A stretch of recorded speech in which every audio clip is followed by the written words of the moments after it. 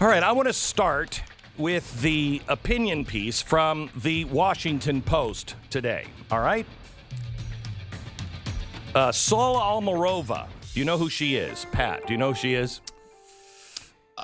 She is the nominee to be the head of the Office of the Comptroller of the currency. And she's essentially a communist. Okay, do you know why? What do you know about her? She wants the Fed...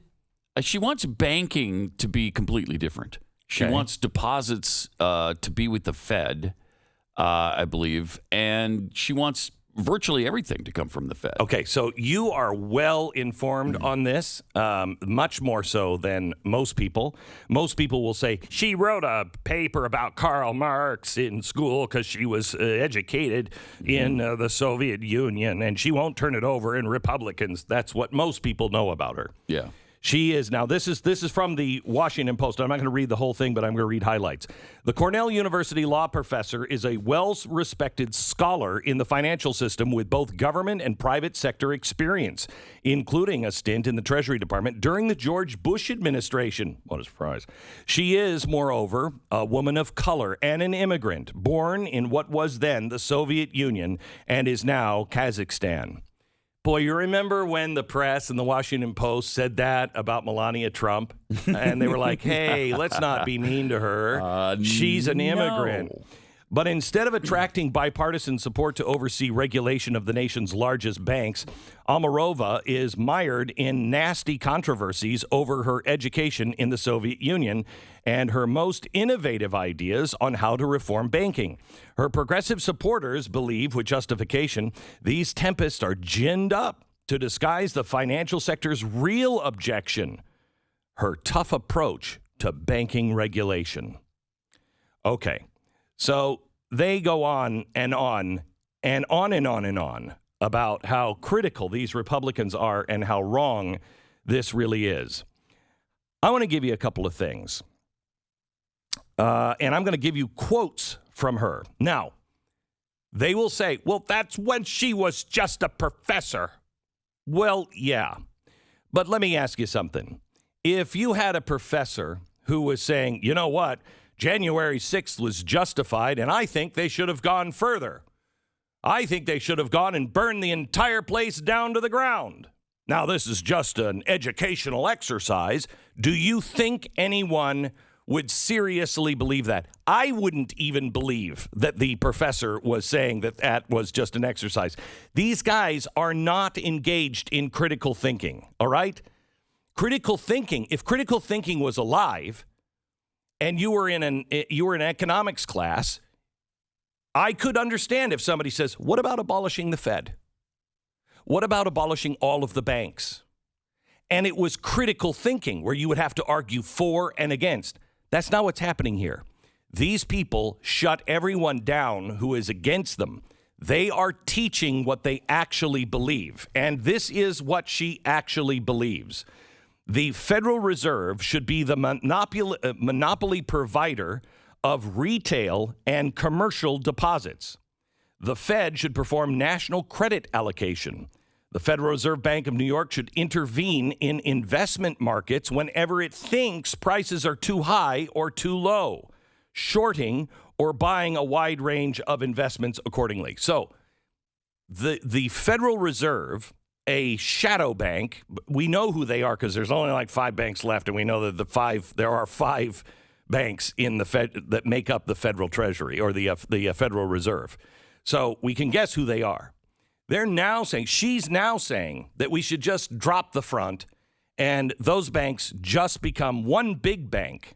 Okay, too big to fail. One big bank, and it's under the Federal Reserve. However, this would be able to perform credit allocation. So it would be able, when it sees the stock market going up, they can short certain stocks to make the stock market go down. They can buy certain stocks to make it go up. So the free market is completely dead. If they started to see that solar panel companies were going down in stock prices, they would, of course, rush in to fix that because they believe that solar panels need to be done. So the free market is dead.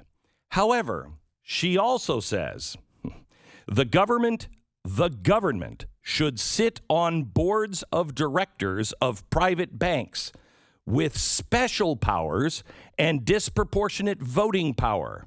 The new federal bureaucrats should be set up to regulate financial regulators and carry out national investment policy, and in general, watch over the banks.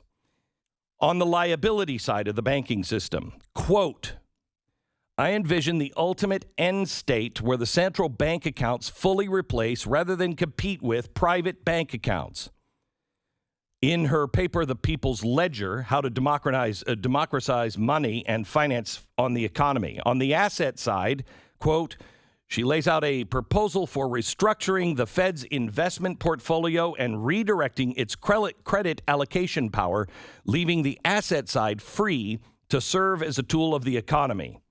The key is, she writes, eliminating private bank depositing, taking function and giving the Fed new asset side tools of shaping the economy.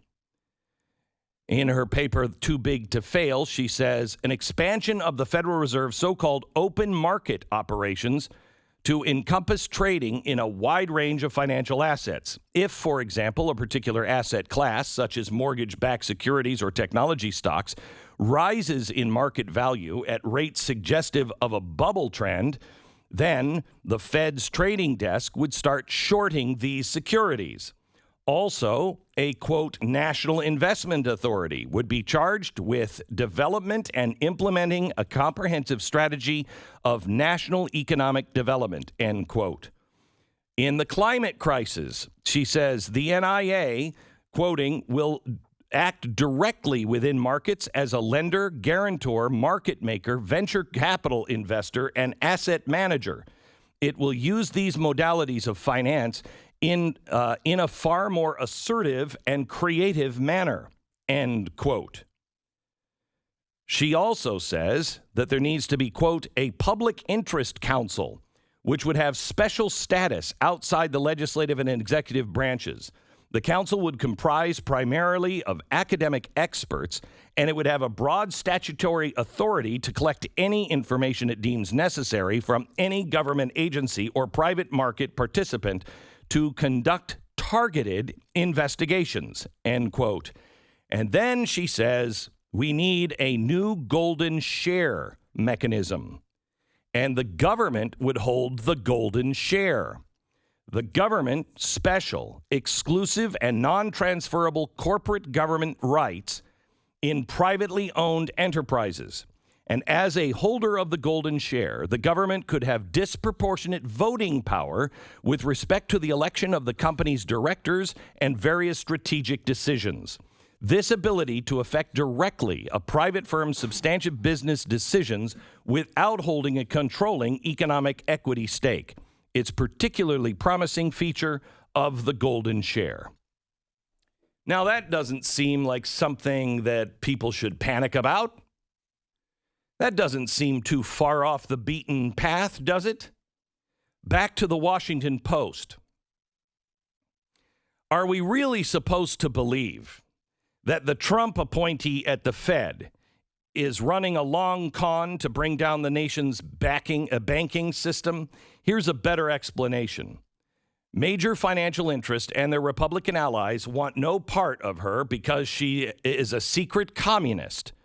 Not because of that, but because she is an informed critic of the current financial system. I don't know anyone who is more knowledgeable about banking law, says a professor at the University of California. I imagine some people aren't going to like it. Now, the story here on the other side from the Washington Post is that Donald Trump, he put somebody in there who was, quote, a gold bug. And this is not fair play. You put a gold bug in, you put somebody who's not a gold bug. No, a gold bug means you want to return to the gold standard. Now, that has serious ramifications, but at least keeps things stable. And it's part of the system that has been around since the beginning of time with the Bible. That's different. Somebody saying, you know what, we should be more conservative with our money. We should maybe consider going back to the gold standard. That's different than somebody coming in and going, you know what, we should scrap all of this and try what they did in the Soviet Union. That's not comparable. We are sitting at the tipping point. There are three things that are right now being voted on. And if they go through, I don't believe there's a way back to the America that we know. And they're all going to happen, I think, before Christmas or not happen. And every single Republican, every single one of them should walk out if any of these things look like they're passing. They should walk out. They need to let America know where we are. And where we are is trouble because of these three things, and I'll tell you what they are in 60 seconds.